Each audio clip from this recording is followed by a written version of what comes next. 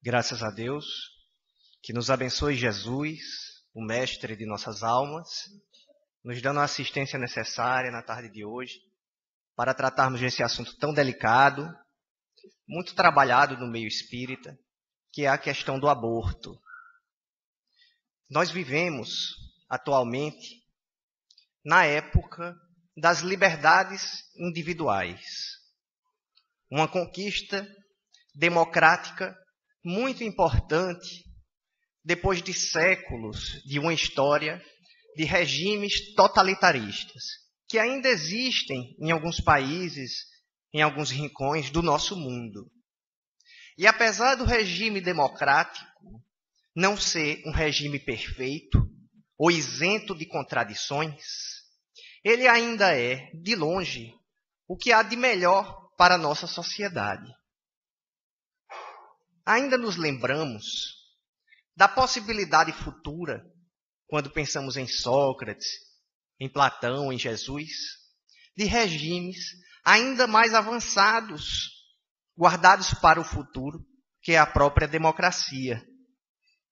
Me lembro, por exemplo, na literatura de André Luiz, quando lemos a respeito daqueles que conduzem as colônias espirituais, são aqueles espíritos mais servidores, com a maior folha de serviços prestados, com maiores méritos adquiridos, tendo por isso o merecimento de conduzir aquela colônia, aquele agrupamento espiritual, sendo também aquele que mais serve e que mais trabalha. Isso nos faz lembrar de quando os apóstolos discutiam entre eles quem deles era o maior.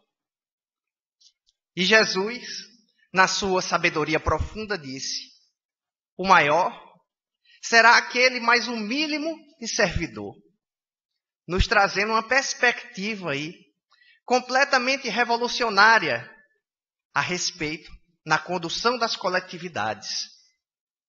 Porém, tratando da questão das liberdades individuais, hoje na modernidade, temos o direito de manifestar o nosso pensamento, de manifestar as nossas concordâncias e discordâncias, sem muitas complicações e sem muitos vexames, como nos regimes totalitários. Podemos sair para o embate, o confronto aberto de ideias.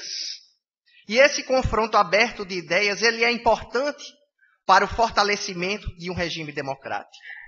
E para isso, é importante também que as instituições, elas estejam cada vez mais fortalecidas. As instituições que possam confrontar-se democraticamente e garantir esse debate.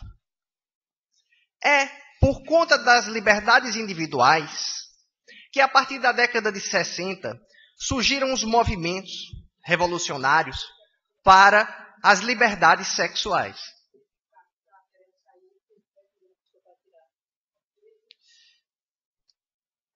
O Fiat Uno é N, isso é G? GG?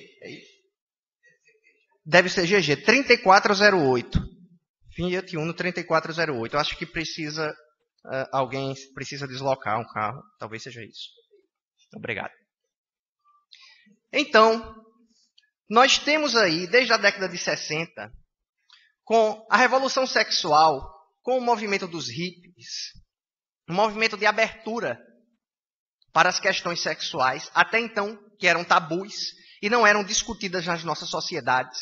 A ascensão dos movimentos feministas, dos direitos individuais, e entra nesse viés, nesse contexto histórico, as questões em torno do aborto.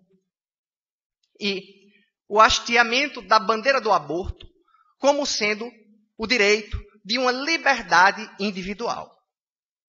Se nós, espíritas, somos a favor das liberdades individuais, somos a favor da liberdade de expressão e de pensamento, porém, não podemos deixar de esclarecer que aí há uma distorção com relação à questão da liberdade individual.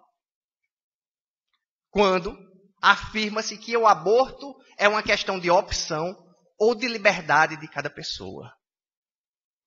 É preciso, antes de mais nada, e é uma preocupação minha, já tendo sido professor de biologia e em contato com muitas pessoas não espíritas, a argumentação com relação ao aborto, antes de tudo, que não é baseada em princípios religiosos de uma determinada fé. Porque, para nós que somos espíritas, que conhecemos a realidade da continuidade da vida após a morte, das consequências espirituais advindas do aborto, é muito simples persuadir, convencer alguém de que o aborto é um equívoco. Porém, é bem mais difícil tratar do assunto com alguém que não tem nenhum tipo de crença ou orientação religiosa. Quase sempre, as primeiras argumentações começam em torno das questões biológicas da vida, de onde começa realmente a vida. Segundo alguns biólogos, alguns médicos, a vida pode se iniciar no momento da concepção. Outros vão considerar que essa vida só vai se iniciar a partir da 12ª semana, quando há o amadurecimento do sistema neurológico, do sistema nervoso, dando a possibilidade da existência de consciência. Porém, mesmo antes de trazer os argumentos religiosos ou doutrinários, é importante refletir um pouco sobre a natureza da vida. E que a vida não é apenas uma questão biológica. Porque, do ponto de vista biológico, é uma realidade, é uma opinião, e de base científica, de que há vida e potencial humano no momento que há a concepção do óvulo com o espermatozoide. Porém, a vida, ela transcende a questão biológica. A vida também tem implicações éticas e filosóficas. Não podemos empobrecer a visão a respeito da vida apenas sob o ponto de vista meramente biológico, porque ele é insuficiente para alegar as questões em torno da vida. Quando passamos para as questões éticas, para as questões de cunho filosófico em torno da vida, podemos argumentar, por exemplo, que desde o momento que há a concepção, existem ali todas as condições necessárias, latentes, para a formação de um ser humano integral. E ali há um ser humano integral. Mas, Breno, ali só há uma célula que é uma coisa tão simples, tão diminuta. Ora, a semente, que é pequena e diminuta, ela guarda em si todo o potencial e todas as condições para ser uma árvore. Então, em potencial, ela é uma árvore. Assim como a criança, em potencial, ela é um adulto. Não é assim? Nós vamos, por exemplo, tirar a vida da criança porque ela ainda não é um ser adulto? Então, se a criança é em potencial um adulto, por que o feto não é em potencial uma criança? Se ele tem ali todas as condições e, seguindo a natureza física, ele caminha para se formar como uma criança. Vejam bem, estamos trazendo aqui um argumento ético, filosófico, baseado nas leis biológicas, ainda não tratando das questões doutrinárias no campo da doutrina espírita, porque somos chamados a ter interlocutores que não são espíritas, que não são nem sequer espiritualistas e que não estão obrigados a aceitar os nossos argumentos, as nossas concepções espíritas. Então temos aí um argumento muito forte de que no momento que se forma o embrião, estão ali restritas todas as condições necessárias para a formação de um ser humano pleno de suas potencialidades. Mais do que isso, se por um lado não se pode impor as ideias espiritualistas, as leis, aqui fale o Dr. Raimundo com propriedade, mas também não se pode impor as ideias materialistas para conduzir a formação dessas leis. Porque no momento que você diz que não há vida ali, no momento que você diz que não há uma alma, que não há um espírito na formação daquele embrião, você está optando por uma perspectiva materialista da vida, em contraposição a uma perspectiva espiritualista. E qual das duas é a verdadeira? Por que uma pode se dizer maior do que a outra? É diferente isso do Estado ser laico. O Estado laico significa que ele não vai interferir nas questões da religião. Que ele não vai interferir na liberdade de culto, de expressão religiosa. Que o Estado ele não vai assumir uma postura doutrinária religiosa para conduzir as vidas das pessoas, como são alguns países árabes, não é? Que são declaradamente Estados muçulmanos. E onde, nesses países, você ter outra religião, mudar de religião, é considerado um crime, um objeto de traição, podendo levar à condenação à morte. Então isso nós somos contra. O Estado tem que ser laico. Mas Estado laico não quer dizer Estado materialista. Não quer dizer que ele vá optar por valores materialistas. Ainda menos quando 98, 99% da nossa população é formada por pessoas espiritualistas, seja de que orientação religiosa for. Então, que motivos temos para adotar leis baseadas em concepções materialistas? Se a grande maioria esmagadora é espiritualista. Então, nós temos aí argumentos que são importantes para refletirmos, para discutirmos com os abortistas.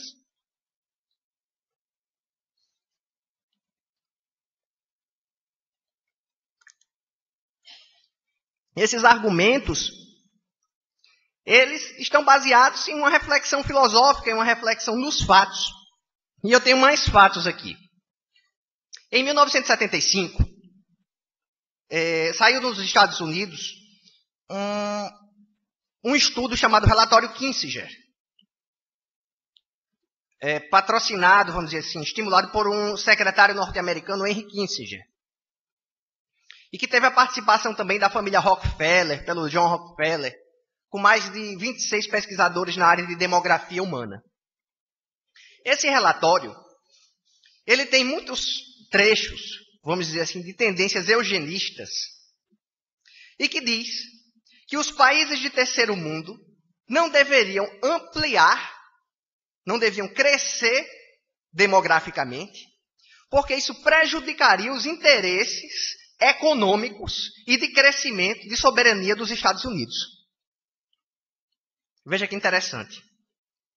Então estava ali, certo, um documento que foi enviado para as embaixadas do mundo, inclusive para o Brasil, que deveria ser estimulado a prática do aborto como medida eficaz de conter o crescimento populacional dos países de terceiro mundo.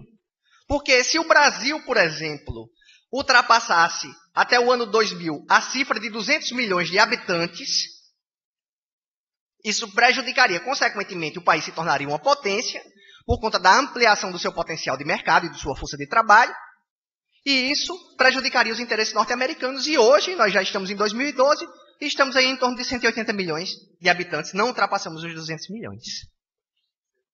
190 quase, não é isso? Então, de fato, deu certo o que eles quiseram. E houve um investimento massivo, certo? Através de órgãos como a ONU e dos órgãos da ONU, como ainda tem, de regular as políticas públicas e pressionar os governos para que esses governos adotassem políticas de planejamento familiar. Sim, é bom planejamento familiar, mas veja o interesse que estava por trás.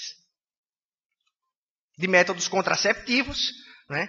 Despejando aí laqueaduras feitas à torta e à direita, que hoje já não é feito da maneira que era feita antes, e também pressionando para que esses governos adotassem em suas legislações a prática do aborto, com o intuito de conter o crescimento demográfico, o crescimento populacional desses países. Muitas empresas também investem e investiram. Diz que em 2005, por exemplo, num relatório que eu li, teve um investimento de mais de $1 bilhão aqui no país por empresas que investiram para a questão do aborto ser aprovada ou legalizada dentro do nosso país. E continuam trabalhando amplamente, né, dentro desses interesses para conter o crescimento demográfico nos países de terceiro mundo. Então veja que aí também temos uma questão política.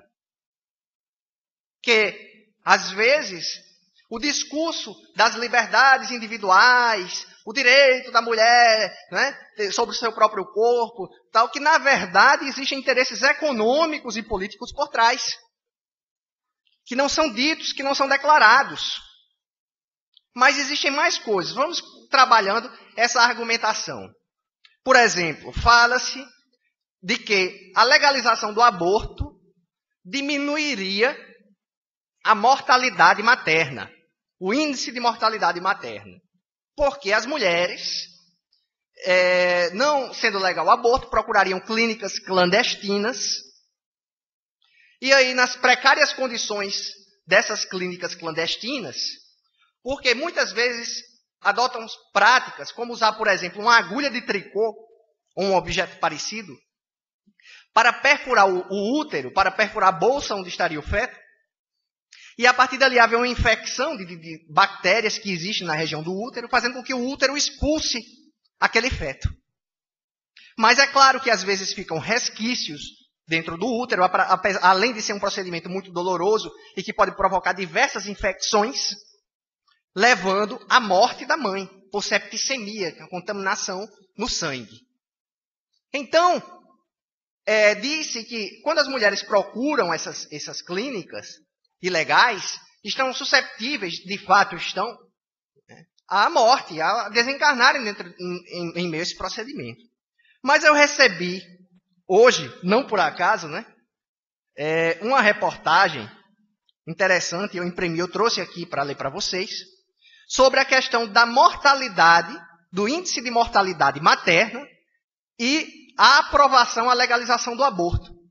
E vamos ver que interessante. Essa pesquisa aqui, feita pelo Dr. Eller Koch, da Universidade Católica de Concepción, no Chile.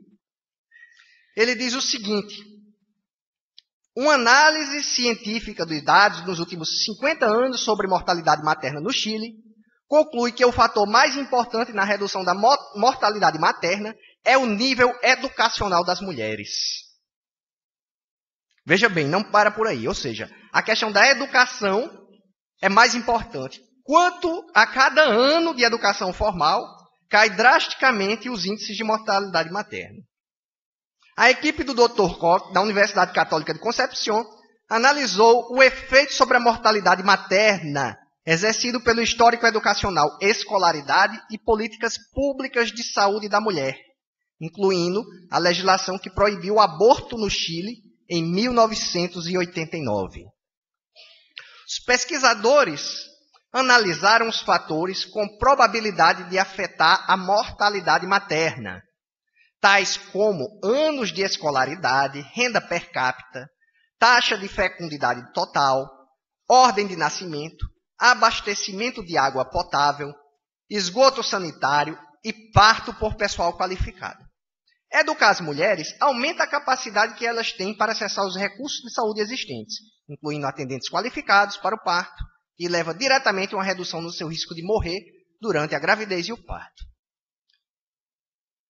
Uma das descobertas mais significativas é que, ao contrário de suposições amplamente sustentadas, tornar o aborto ilegal no Chile não resultou em um aumento na mortalidade materna. Prestem atenção nisso. Que o fato de, no Chile, o aborto se tornar ilegal, isso não aumentou os índices de mortalidade materna. Ou seja, a teoria de que a mulher, porque não pode realizar o aborto, recorre a uma clínica clandestina e por isso morre na tentativa de realizar um aborto. Isso aumenta os índices de mortalidade materna por conta da ilegalidade do aborto. Não se sustenta esse argumento baseado nesse estudo na Universidade de Concepción do Chile. Veja que interessante. Os defensores da legalização do aborto argumentam que a ilegalidade leva as mulheres para clínicas ilegais, o que aumentaria a sua mortalidade.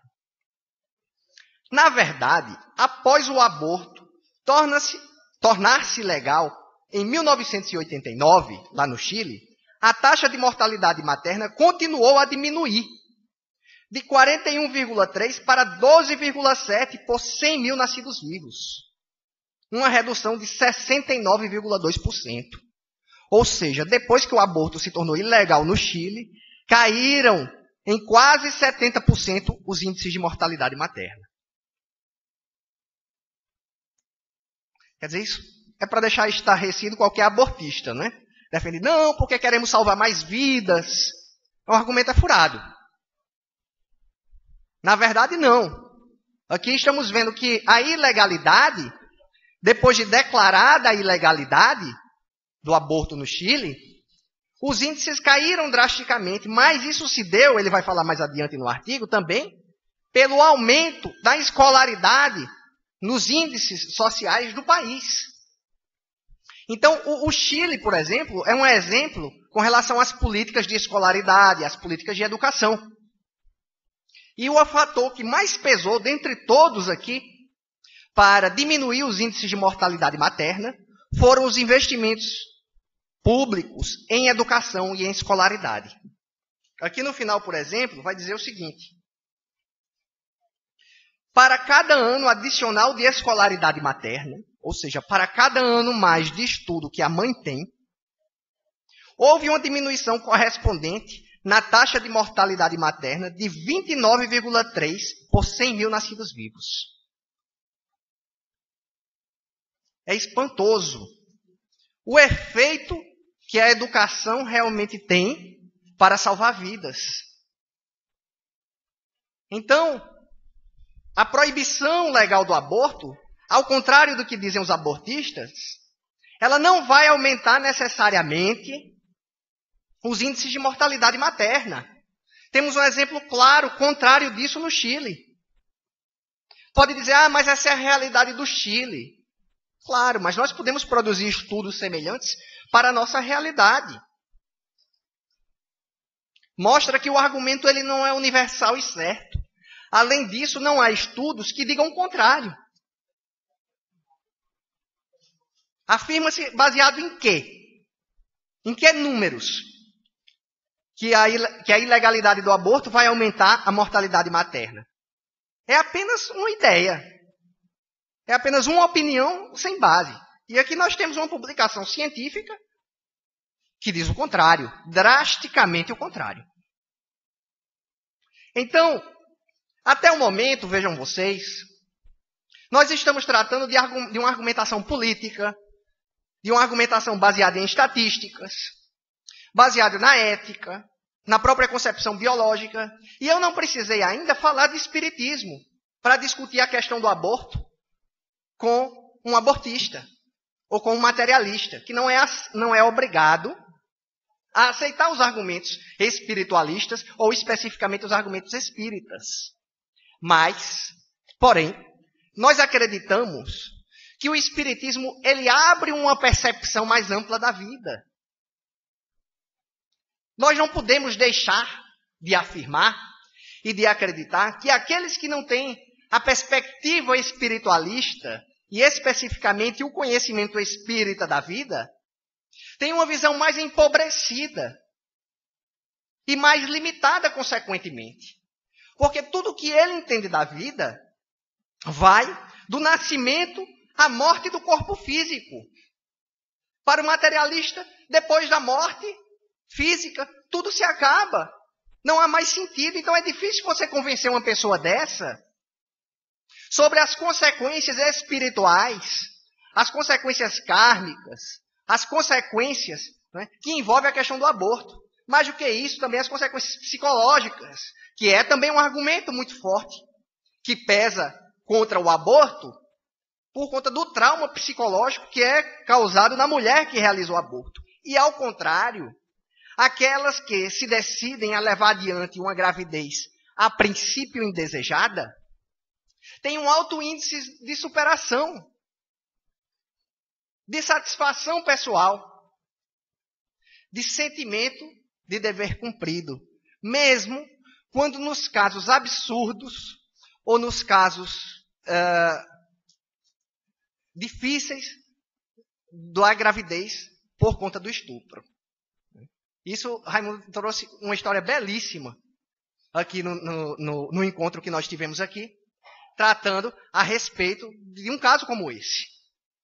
Então, quando a pessoa realmente decide levar adiante ela vai se sentir espiritualmente, psicologicamente, muito mais em paz, tranquila e com saúde física, por levar adiante uma gravidez saudável, do que quando se submete a um procedimento traumático, físico e psicologicamente, como é o procedimento do aborto.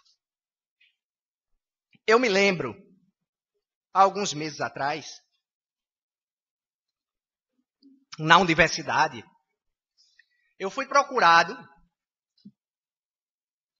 em um local, estávamos em um local público, na praça da universidade, e conversava um colega meu, professor, com um casal de alunos que eram também alunos meus. E ele me chamava, me convidava para tomar parte naquele diálogo, porque ele, apesar de ser simpático às ideias espíritas, se encontrava um pouco já sem argumentação, porque os dois, o casal, a moça havia engravidado de maneira não planejada. Inclusive, o rapaz, ele era noivo de uma outra moça na cidade dele. Porque lá em Bananeiras, no campus de Bananeiras, a maioria dos estudantes, eles vêm de outras cidades. Então, vocês vejam a situação. 2 estudantes pobres. Ele que era noivo da outra na cidade dele, teve um caso com a colega na universidade. Ela engravidou. E ele queria que ela abortasse, para que ele se livrasse do problema, naturalmente. E pedia dinheiro ao colega, professor, para comprar uma medicação utilizada comumente para realizar a prática do aborto. E naquele momento, ele tentava persuadi-los de que aquilo era uma má ideia. E me chamou, já que eles me conheciam, e me inteirou da situação. A moça, transtornada, chorava, se sentia insegura, não tinha vontade de realizar a prática, e ele insistia na ideia.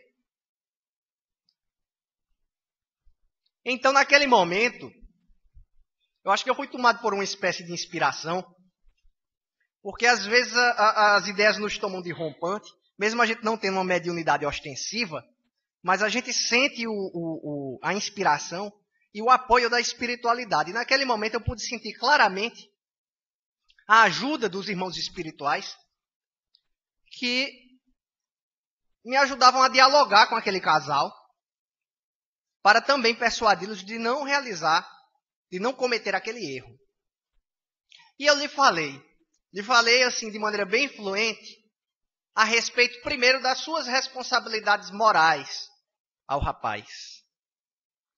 Porque primeiro um erro, ele não conserta outro. Ao contrário, ele amplia o outro erro. Nós, a coisa mais sagrada que nós temos, na nossa questão individual, do nosso âmago, é a autoimagem que temos de nós mesmos. Quando nós fazemos coisas ruins, quando erramos, passamos a nos enxergar como pessoas más, indignas. E a destruição da sua autoimagem, ela é devastadora para a consciência. Ela semeia processos de culpa doentios, que no futuro vão eclodir como doenças físicas ou psicológicas, pelo processo corrosivo da culpa. Quando nós destruímos a nossa autoimagem através de escolhas infelizes, passamos a nos enxergar como seres humanos vis. E um ser humano que é vil, ele pode fazer qualquer coisa, ele não está nem ligando. Porque ele já errou mesmo, ele já vai para o inferno na cabeça dele. Então, para quem está na lama, vai se chafurdar. Porque ele não pensa que é uma boa pessoa. Ele pensa que já é mal. Que não tem mais salvação para ele. Para que eu vou fazer o bem se eu já estou perdido? Se eu já sou mal, se eu já sou uma alma perdida? Veja como é a destruição da autoimagem e como ela aprisiona no mal. Então eu disse a ele, você está em um momento crucial da sua vida. Cometeu um erro, é claro, enganou a noiva lá com quem você prometeu casar-se e engravidou essa aqui precocemente, de maneira não planejada. Mas e agora? Você tem a chance de sair dessa estrada de erros, assumir suas responsabilidades. Ou você vai agravar essa estrada de erros com um assassinato? Que tipo de pessoa vai ser você? Mais do que isso. Que tipo de pessoa você vai se achar? Depois de realizar esse aborto, de obrigá-la a realizar esse aborto. Você vai se achar um homem de bem ou um assassino? Não existe patrimônio maior na existência do homem, do ser humano, enquanto gênero, do que sua paz de consciência, a sua paz de espírito. E se nós nos arrependemos dos erros que cometemos no passado, porque cometemos os erros, devemos com isso nos fortalecer para tomar as decisões corretas a partir de agora. Então, as máximas espíritas não são de enfatizar a culpa corrosiva, que aprisiona o ser humano no sofrimento, que o imobiliza, mas de libertá-lo através da consciência, através da responsabilidade individual. Porque se temos liberdades individuais, na modernidade, temos responsabilidades individuais. E a nossa maior responsabilidade, primeira, é com nossa consciência, que é o livro divino que está escrito dentro de nós. Quando violamos a nossa consciência, quando transgredimos essas leis divinas que estão gravadas no nosso íntimo, entram todos os processos degeneradores da psique, da paz espiritual, da perturbação e da obsessão espiritual. Então, meu amigo, desista dessa ideia. Porque você tem um momento importante e crucial na sua vida, onde você pode tomar agora a destinação correta. E o correto para que você seja um homem de bem, um homem digno, é confessar para outra o seu erro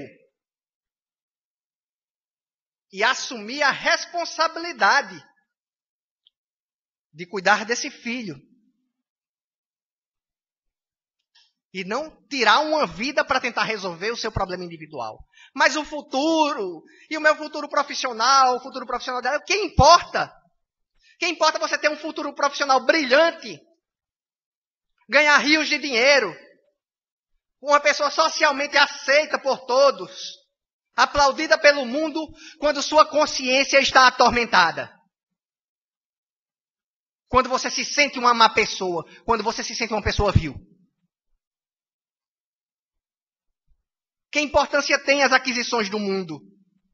Como diz nos escritos bíblicos, né? É melhor perder uma mão do que não entrar no reino dos céus. Entrar no reino dos céus sem uma mão, do que ficar com ela, ou perder um braço, ou uma perna, do que ficar com ela e perder o reino dos céus. Nesse sentido, a alegoria significa: que importa as conquistas do mundo se nós nos perdemos por dentro? Se nós nos perdemos de nós mesmos, de quem somos, da nossa essência divina, da nossa relação com o Criador, se perdemos a nossa paz de espírito. E eu lhe disse: fulana, você quer realizar esse aborto? Ela disse: não, eu estou com medo. Disse: você não é obrigada a aceitar, porque você também é responsável. Os dois são responsáveis, mas você tem a responsabilidade também. Mas tem uma diferença. As consequências psicológicas e físicas maiores serão para você, fulana. Porque é o seu corpo que será lesado. Você tem a liberdade de decidir seguir adiante com esta vida, que não é sua. que não lhe pertence mais, já é um ser vivo que está dentro de você. E aí, o diálogo se prolongou por mais algum tempo, até que eles desistiram da ideia. Até que ela conseguiu terminar também o curso, e levando depois para ver o menininho aí já com 2, 3 anos de idade, correndo por lá, muito bonitinho por sinal. Você disse, que beleza. A sensação do dever cumprido. Um outro caso interessante também para ilustrar essa questão do aborto, aconteceu da seguinte forma. Uma vez eu viajei para um encontro de juventudes espíritas. Eu comecei minha atividade do movimento espírita em meio às juventudes, como muitos de vocês sabem. Aqui em João Pessoa, em Bananeiras, onde eu fui estudar desde cedo. E numa dessas viagens, eu encontrei alguém, uma jovem de outro estado, do movimento espírita. E ela conversava comigo a respeito da questão do aborto e me perguntava o seguinte, Breno, eu tenho uma amiga que cometeu aborto. E eu não sei o que dizer a ela.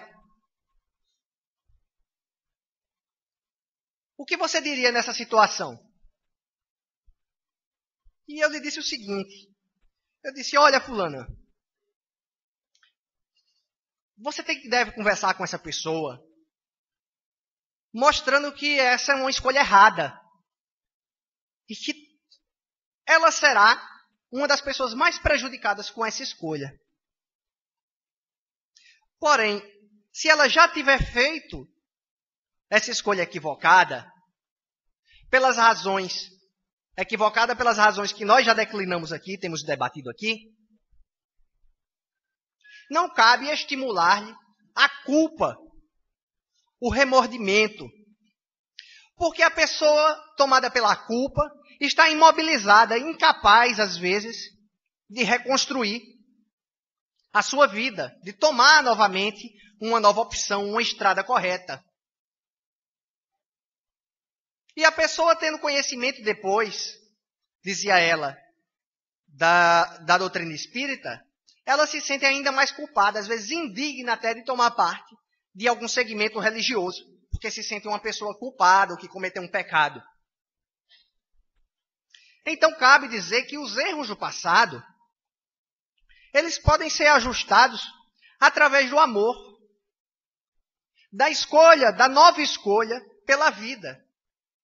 Se alguém se sente mal, porque em determinado momento da sua existência, foi levado por certas circunstâncias a optar pelo aborto, deve, por isso, para sentir-se em paz com a sua consciência, trabalhar pela vida, quem sabe em campanhas de esclarecimento, de socorro a mães carentes, para evitar que outras pessoas cometam o mesmo erro. E quem sabe assim redimir a sua culpa, recuperar a sua paz de consciência.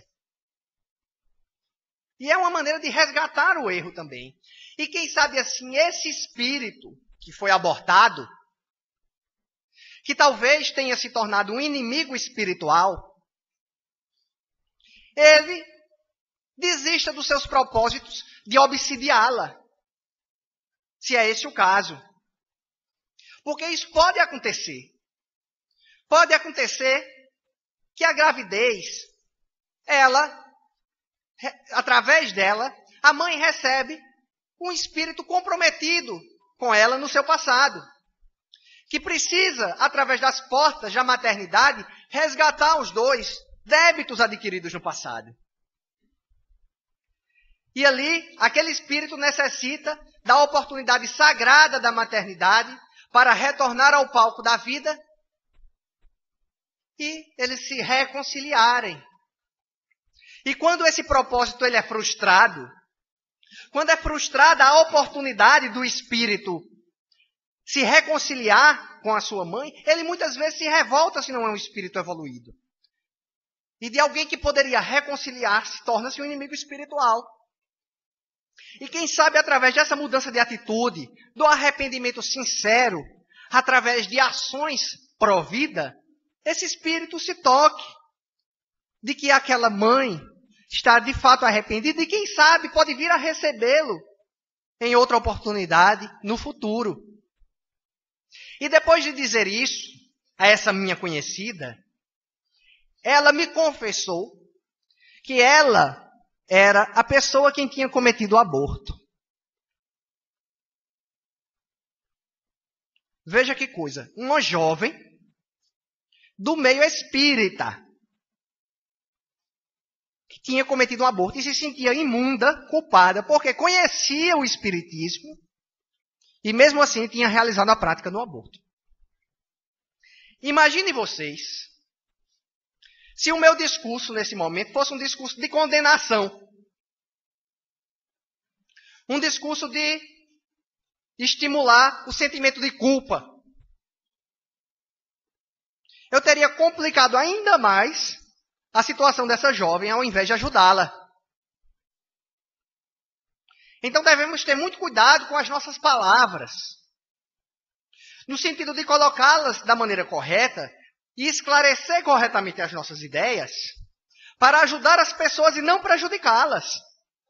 Porque é uma responsabilidade muito grande falarmos, conscientizarmos, e às vezes nós não nos damos conta das dimensões e da repercussão de nossas palavras.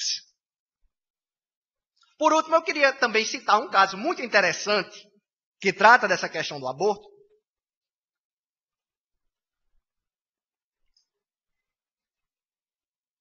O Clóvis Nunes, narrando uma visita que ele fez à Índia, disse que estava ali com uma amiga. E lá eles conheceram um monge, uma pessoa religiosa.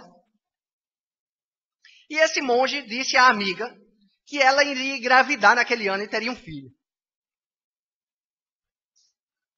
E ela disse depois, Clóvis, eu achei aquele monge, aquela pessoa muito simpática, muito bom, mas ele está meio ruim da cabeça. Porque não tem nem um pai para produzir o filho, como é que eu vou ter um filho? Se eu não tenho ninguém. Eu estou a ver navios aqui há anos, né? Que não tem nenhum namorado, não me aparece. Né? Para me salvar. Aí ele disse, eu não sei, né? Não entendeu bem o que aconteceu. E eles voltaram ali da Índia. Depois de alguns meses, Clóvis recebeu uma carta da amiga, dizendo que na volta da Índia, no avião, ela conheceu um homem, um rapaz, que era o amor da vida dela. E descobriu, né, reencontrou, vamos dizer assim, aquela alma, com quem contraiu matrimônio e já estava grávida, esperando, não é, um filho. E o monge havia anunciado que seria um filho homem, que seria um espírito iluminado, um espírito bem adiantado, que viria auxiliá-la, né, e que tinha um trabalho importante no campo espiritual e tudo mais. Disse tudo isso naquela época. E Clóvis ficou intrigado com aquele caso. E indo a Portugal, me parece, encontrou em um encontro, em um colóquio qualquer, esse monge novamente. E perguntou, mas vem cá, me explique isso, como é que pode? Como é que você sabia que aquele espírito, né, ia reencarnar, que ela iria ter um filho? E ele usou uma linguagem interessante, falou que era uma espécie de gravidez psíquica. O que é que ele quis dizer com isso? Ele quis dizer que aquele espírito que ia reencarnar, ele já estava vinculado ao psiquismo da mãe. Ele já orbitava, vamos dizer assim, em volta dela. Já havia uma conexão. E ele, sendo um monge, não é? Com suas capacidades de dividência muito desenvolvidas, de sensibilidade muito desenvolvida, ele foi capaz de captar a presença daquele espírito e a ligação, o elo energético daquele espírito com sua futura mãe. Então vocês vejam que o processo da gravidez, ele é muito mais complexo do que a simples concepção biológica. Ele começa muito antes até.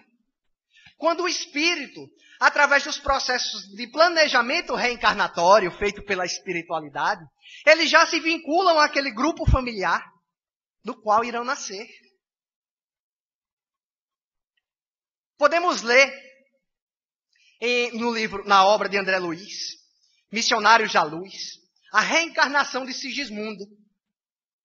Nesse capítulo maravilhoso, André nos narra o planejamento, todo o delineamento feito para a reencarnação daquele espírito, até a reunião com os pais no plano espiritual durante o sono. Que os pais, desdobrados durante o sono, são convidados a receber aquele espírito com o qual estão comprometidos desde existências passadas. Então a coisa é muito mais ampla, a questão da vida.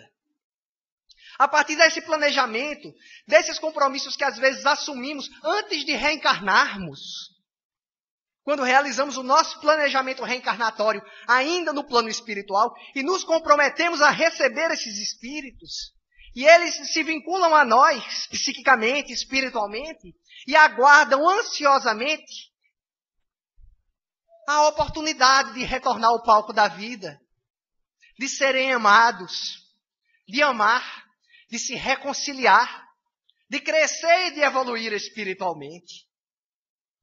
Então a vida, ela é sempre um bem sagrado, ela é sempre um bem maior que está acima de todos os outros bens. Não existem sofismas, não existem valores que possam revogar ou diminuir o valor da vida. A vida é sagrada e deve estar acima de todas as demais coisas. Assim, a partir do momento que esse espírito ele se vincula magneticamente, no momento da concepção, observa-se que quando o espermatozoide está prestes a fecundar o óvulo, muitas vezes, não raras vezes, um espermatozoide que está lá atrás na corrida, para chegar ao pódio, ele se destaca entre os outros. Ele parece que é turbinado. E ele ganha uma velocidade, dispara na frente, ultrapassando todos os outros. Veja que interessante. Narram os espíritos que naquele momento há uma vinculação energética daquele espermatozoide que tem uma carga hereditária compatível com a do espírito reencarnante. Aquela ressonância energética é como um estímulo que o faz disparar à frente dos demais, fazendo com que seja escolhida a carga hereditária compatível com o espírito reencarnante. Veja que complexo. A partir dali também, é claro que nos 3 primeiros meses de gravidez, o modelo organizador biológico, que é o perispírito, ele influi sobre a formação do feto, determinando-lhe características específicas de acordo com o patrimônio que o espírito traz gravado em seu perispírito. Assim, se ele está, desde outras existências, com o seu perispírito em uma condição de equilíbrio, em uma condição sana, ele vai estabelecer a formação de um corpo sano, sem derrogar as leis genéticas, que são flexíveis. Mas se ele traz desajustes de outras existências, se ele traz marcas perispirituais nos seus pulmões, carcomidos pelo fumo em uma outra existência, um fígado comprometido pelo consumo da bebida, marcando o órgão perispiritual, aquela lesão vai ser somatizada no novo corpo físico. E a criança já nasce com propensão àquela enfermidade, a uma diabetes, às vezes na infância, a uma insuficiência respiratória, a uma deficiência congênita. É esse o caso, por exemplo, dos anencéfalos. Espíritos comprometidos com a justiça divina, que utilizaram mal a sua inteligência ao longo das suas existências para prejudicar a humanidade, ou que recorreram às vias extremas do suicídio. Então esses espíritos têm a oportunidade de, através do processo da reencarnação, utilizar o corpo físico como uma espécie de mata-borrão, como uma espécie de esponja que absorve as imperfeições, as impurezas que estão no perispírito. A reencarnação é um processo de reajuste, de reequilíbrio. A partir dali, o perispírito começa a se reestabelecer de maneira mais célere, de maneira mais rápida. O processo de reencarnação, ele permite acelerar a reestruturação, a recomposição dos tecidos da fisiologia perispiritual. Então veja que importante, é um processo terapêutico a reencarnação. A enfermidade é um processo de cura. É o processo que restabelece novamente a saúde, e mais do que a saúde física, a saúde perispiritual. A paz de consciência novamente. Então é uma oportunidade sagrada, e cada segundo de vida é sagrado, porque ele permite restabelecer essa paz, esse equilíbrio, permite-nos quitar os nossos débitos com a justiça divina, permite-nos reequilibrar-nos, restabelecer a saúde em todos os planos, em todos os corpos, em todos os níveis de existência. A partir dali, naquele momento, o óvulo, ele que tem uma entrada específica, depois que o espermatozoide fecunda aquele óvulo, ele se fecha e estabelece-se o elo de ligação entre aquele zigoto e o espírito reencarnante. A partir dali, gradativamente ao longo dos meses de gravidez, o perispírito vai se ajustando, entrando em um processo de redução, de diminuição e vinculando-se mais próximo, vinculando-se de maneira mais profunda em cada liame ao corpo no qual ele está reencarnando. De maneira que a gente observa que nos primeiros meses de gravidez, quando esse laço ele ainda é tênue e que o espírito ainda tem um certo nível de consciência, ele consegue até dar comunicações mediúnicas. A gente vê, por exemplo, uma mãe que está grávida de 1 mês ou 2, e o espírito, dependendo do seu nível de consciência, ele dá uma comunicação através de um médium. Isso acontece. Mas a partir do momento que a gravidez avança, ele vai caindo numa espécie de torpor, de sono e de esquecimento do seu passado. Até o momento do nascimento, onde completa-se um ciclo de encarnação. Mas não é a encarnação de maneira definitiva, porque essa só vai complementar-se aos 7 anos de idade. Por isso que a criança, dos 0 aos 7 anos de idade, tem uma percepção do mundo espiritual mais ampla. Ela consegue ver mais comumente os espíritos, comunicar-se com eles, tem um amiguinho imaginário que às vezes não é imaginário, às vezes é um amigo espiritual que está ali. E às vezes esses surtos, esses raptos mediúnicos, eles desaparecem depois dos 7 anos de idade. E é comum às vezes a criança falar, mas é imaginação? Mas às vezes a criança diz, eu estou vendo aqui uma velhinha de óculos, que ela tem um sinal aqui, né? Ela está vestindo um vestido assim, de tal maneira, ela anda desse jeito. Mas essa é sua avó, meu filho. Você não conheceu sua avó. Não viu nenhuma foto dela. E a criança se identifica. Outro dia ligou para mim, uma colega assustada. Breno, pelo amor de Deus, a minha amiga aqui quer falar comigo. O povo liga, porque a gente é espírita, liga. Tu que lida com essas coisas. Eu disse a ela que tu sabe dessas coisas. Aí disse, não, porque eu estava dando banho, ela estava dando banho na criança. E estava pensando, se lamentando, porque a mãe tinha falecido e não tinha conhecido o netinho. E ela estava ali triste, enquanto dava banho no seu filho, na banheira, e pensando, eu queria que mamãe tivesse conhecido o neto. E naquele momento, o menino disse, mamãe, quem é aquela? Aquela quem, menino? Tá doido? Aquela senhora que está ali de vermelho, com um lenço na cabeça. Ela é assim e tal, e foi descrevendo, era a mãe dela. Veja que interessante. Deixa eu falar isso, eu estou com medo. E ela, no momento que evocou, através do seu pensamento, a presença da mãe, porque queria que conhecesse o neto, ela veio, atendeu a evocação mental, e a criança percebeu a presença naquele momento. E descreveu, ainda que não a conhecesse. Porque ela tinha morrido há muito tempo atrás. Essa criança já viu fotos dela? Não, nem isso, não tinha nem foto direito de mamãe quando ela morreu. Então temos aí a beleza, não é? Os exemplos em torno da continuidade da vida. Então, meus irmãos, a mensagem que a doutrina espírita nos traz é muito profunda nesse requisito. De que a vida é um bem sagrado. E de que a vida é sempre uma oportunidade de crescimento espiritual. Abençoemos sempre a vida e demos graças a Deus pela oportunidade sagrada de aqui estarmos encarnados. Sempre atentos à responsabilidade do nosso crescimento espiritual. Que Jesus nos abençoe.